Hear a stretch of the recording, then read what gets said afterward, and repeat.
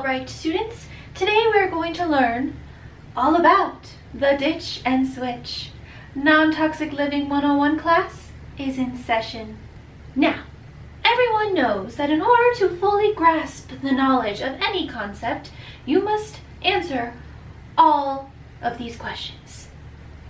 Who, what, when, where, why, how. That is what we're going to do today. Let us begin. Hey guys, welcome back to my channel. In today's video, I'm going to answer a lot of the questions that I've been getting about how to ditch and switch your products to start living a more non-toxic lifestyle. I'm getting a lot of questions lately about non-toxic living, what it is, how do you do it, why do you do it. So I decided to make this video that would answer all the questions about non-toxic living and how you can ditch and switch your product for safer alternatives. Make sure to give this video a like if you want to see more content like this. And of course, if you have any other questions after watching this video, make sure you put it in the comment down below, and I hope you guys enjoy. First question word on our whiteboard was who. Obviously, this goes without saying, anybody can do ditch and switch. You don't have to be an expert. I certainly am not an expert. Now, as far as who might be interested in doing the ditch and switch to non-toxic living, you might be interested in trying this out if you have kids and you care about the products that they are breathing in and the products that go on their skin. This might be for you if you've been having issues with your hormones or if you feel like your cycles are irregular. This might be for you if you have problems with your sinuses and a lot of breathing issues from, the chemicals you might be breathing in and not realizing it. This might be for you if you've never even thought about what's going into your body or what's going onto your body. You might want to start researching the things in your home. This might be for you if you care at all about your health or the health of your loved ones who might come in contact with the products that we're going to be discussing today. You're probably wondering, what is this ditch and switch thing? Why is she talking about non-toxic living so much?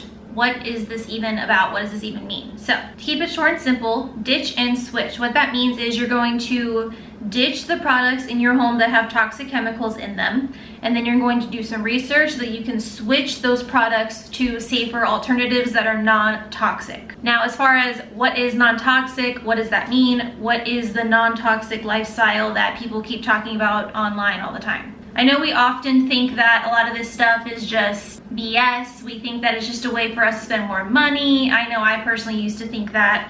I used to think it was just a marketing technique to get us to buy different kinds of products. I thought that there was no truth or science behind it. I was not a believer at all until I started doing my own research. And non-toxic living just means that you are making sure that the products that you're using internally, topically, and aromatically are safe and are not harmful to your health. You want to make sure that the products don't have any kind of toxins or chemicals in them that are going to affect your body in any kind of negative manner. Now, where do I start? What I recommend is maybe picking like one room in your house. So starting with like the laundry room, that could be where you start, or the bathroom, that could be where you start. You could start in your kitchen, maybe just like picking one room in your house to focus on at a time, because knowing where to start, I think, is the hardest part, because it can be very overwhelming. Like, oh, you want me to look at every product in my house? Yeah, right. I don't got time for that. I'll just keep using the products I'm using because that's easier. Newsflash, you do have time and your health is worth that time. So like I said, it doesn't have to be that hard. Just pick one room in your house to start with. That would be my first tip. The bathroom probably has the most products, so depending on if you're the go-getter kind of person, you might want to start there, or if you're the kind of person that has to ease into something, you might leave the bathroom for last, because that's going to be like the epicenter of all the chemicals. A small place to start would be your laundry room. I think that's a good suggestion. I've definitely seen that suggestion a lot online, especially because dryer sheets and laundry detergent can be two of the biggest sources of chemicals that you're using. And I mean, your clothes are on your body all day, so just think like that's going into your bloodstream 24/7. So that might be where you want to start, but it's up to you and your personality. I have a go-getter personality, so I personally started in the bathroom and I like tackled it head on. I went for the biggest place first. But like I said, totally up to you. Start wherever you'd like. Now, when am I gonna do this? I know we're all busy, I know we have a lot going on, so you might be thinking, okay, when am I gonna find time to do this? You basically have two options. You can either just go cold turkey, throw out everything, start completely fresh, go out and buy new stuff. That's going to be expensive and a little bit wasteful though. What I personally recommend is just wait until you run out of something. So you might be running low on your shampoo. So start researching, okay, what's a non-toxic alternative to the shampoo that I'm using? Let me go ahead and buy that so that when I run out, I can just replace it with the safer alternative. Or when you run out of toothpaste, okay, and maybe instead of going to Target, I can go online first to find a toothpaste that isn't going to have all those harmful chemicals that I'm ingesting every single day. So that would be when I suggest you start looking into switching your products and ditching them, just because I personally don't believe in wasting things. So I didn't really like throw stuff away or get rid of things immediately. What I did is I looked at all my products. Okay, what am I gonna run out of first? Okay, I'm running low on body wash. Let me get a non-toxic alternative now. That way it's already in my cabinet ready to go.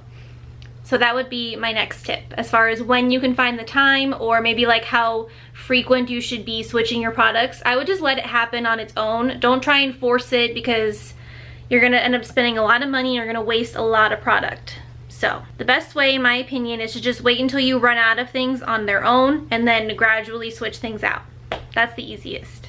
Now, the next question we need to answer is why you should ditch and switch your products, why you should care about having a non-toxic lifestyle. This is the one that I'm most passionate about, just because, in my opinion, your health should be your top priority no matter what. So just to give you a little bit of background as to why I decided to do this, I think it was back in 2018 or so. I noticed that I was having a lot of problems with my hormones, like my cycle wasn't how it used to be, and I was starting to have a lot of like fluctuations in my hormonal levels, and it was starting to really affect other areas of my health, even like my mental health, my weight, all kinds of things, my appetite, the list goes on and on. I had already given up birth control because I knew that that could have been a factor, but I still wasn't seeing results. So I decided to do some research as to why I might be experiencing these symptoms and what could be causing it. And something that kept coming up over and over and over when I was researching online is the ingredients in personal care products like body wash, lotion, makeup, I mean everything, perfume, the stuff you use to clean your house. So I started to do more research, and this just kept popping up as a reason as to why women are having issues with their hormones. So I decided to take a look at my personal products that I use on a daily basis. Like, okay, let me see if this is even affecting me or if I'm just, you know, falling into the hype. And I did research on the specific products I was using every day, and sure enough, the top ingredients in a lot of those products were endocrine disruptors. They had parabens, which can be cancer causing. They are ingredients that have been proven to be toxic and are proven to have harmful effects on your health, but the US continues to put them in our products anyway. I mean, even if you compare the United States to Europe, Europe has a list of over 1,000 products that they have banned because they are harmful, whereas the US, I think, has like 30. So that alone should scare you and should make you wonder, okay, what's actually in my products then? If the US isn't regulating it, then you might want to do it yourself. Another reason why I started caring about where my products come from is when I got cats. So if you know, a lot of cleaning products, especially, are very harmful for pets. They even say that on their packaging, that, you know, don't use this if you have pets. So when we got our cats, I made sure that I switched to like plant-based, non-toxic cleaning products, because then I know that it's not gonna harm them. Okay, now the juicy part of the video. This is where all the major tips are gonna be. The how. How do you start ditching and switching? What are the steps I need to follow? I recommend at least starting with looking at your products and figuring out which ones have fragrance as one of the ingredients. Now you might think, oh, fragrance, that's not that bad. Fragrance is good. I want my things to smell nice. That's true. However, the FDA does not regulate fragrances that are made in labs. So basically what that means is a brand could make their own fragrance in a lab. They could put as many chemicals in there as they want, but when they make their product and put it in the stores on the ingredient list, all they have to do is put fragrance. They don't have to say what they used to make that fragrance. They don't have to do any kind of testing on what they used to make the fragrance. So that's like an umbrella term for toxic chemicals.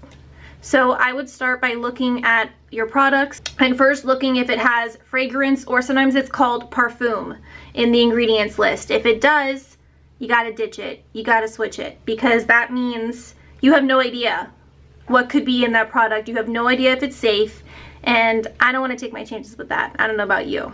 The next ingredient to look for is parabens. Now, parabens have been proven to be cancer causing. And a lot of products have parabens, even to this day, after research has been done to prove that it can be cancer causing. Now, obviously, it's not an 100% thing. Oh, just because you use parabens means you're going to get cancer. We all know that's not the case. I'm not an expert. I'm not a doctor. I'm not saying that. However, if there's a chance that parabens can give you cancer, is that really something you want to take a gamble with? I'll leave that decision up to you. The next thing I want to recommend is, whether you're male or female, look up the ingredients that could be affecting your hormones.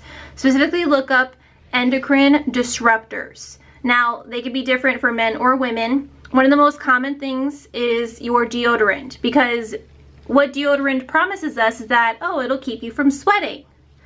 That sounds great, but our bodies are hardwired to sweat. It's part of our bodily functions. We're supposed to sweat. It's a big part of our adrenal glands, our hormones, all that kind of stuff. So if you're using things that disrupt that process, it's going to have very harmful effects on your hormones and your health. So that would be the third thing I recommend you look into, are endocrine disruptors, whether you're male or female, depending on, your hormones and how it might affect you personally. Okay, next step, grab your phone.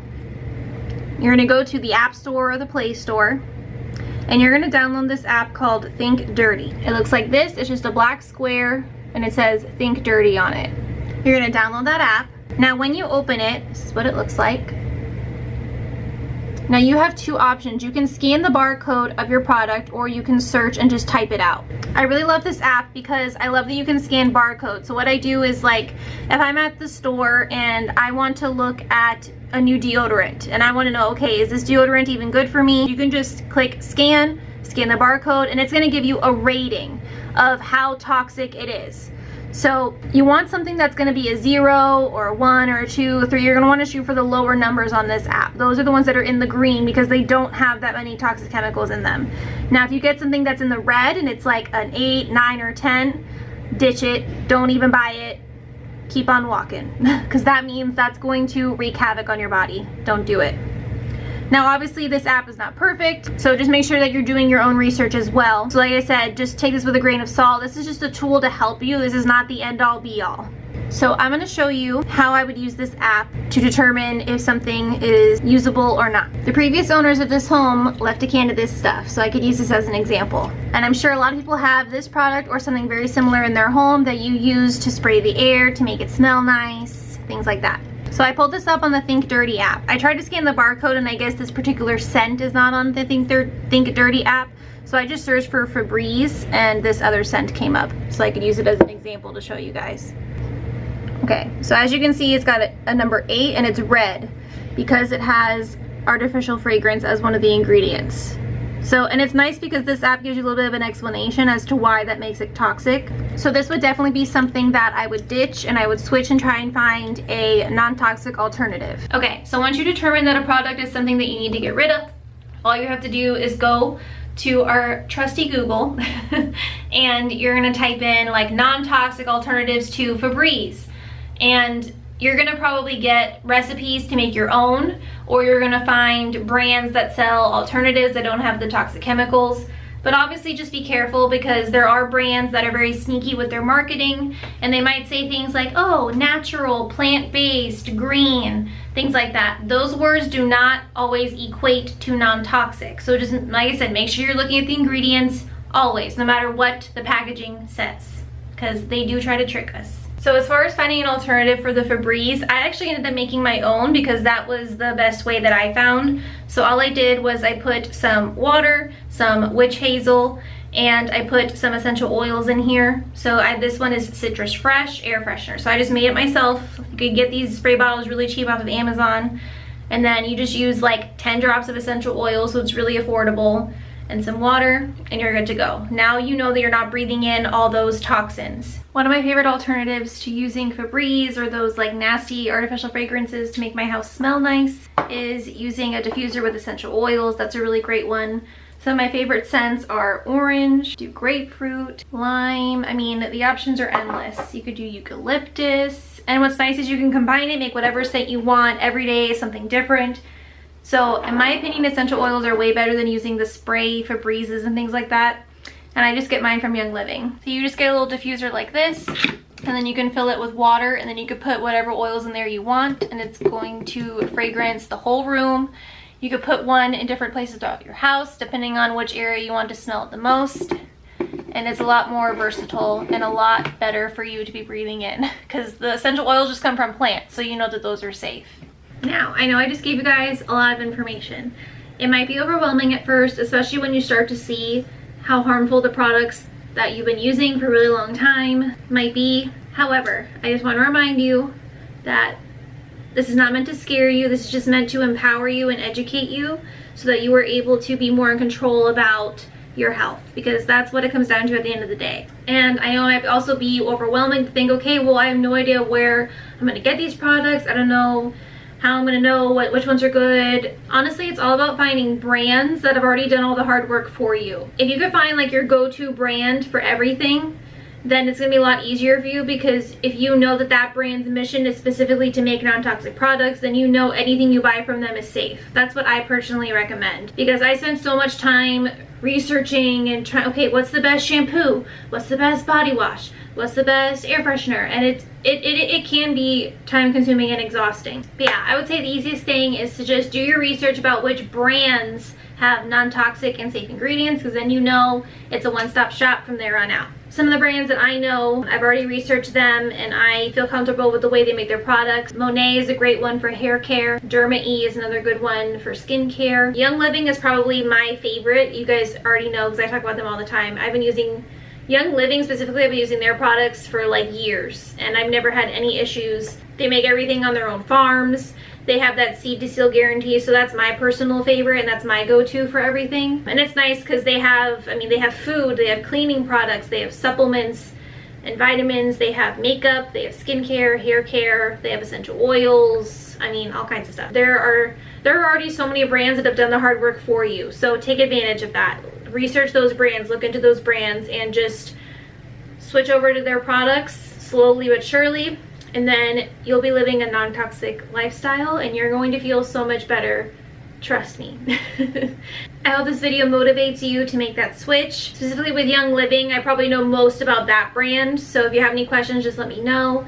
If you want to get started with switching out some of your products, feel free to just message me on Instagram or Facebook about what my recommendations are. You could use the comments down below to talk with other people as well. And let's just make this a great video everyone can come to that just is filled with resources. And I want to be a great resource for you guys too. So please don't hesitate to ask me any questions.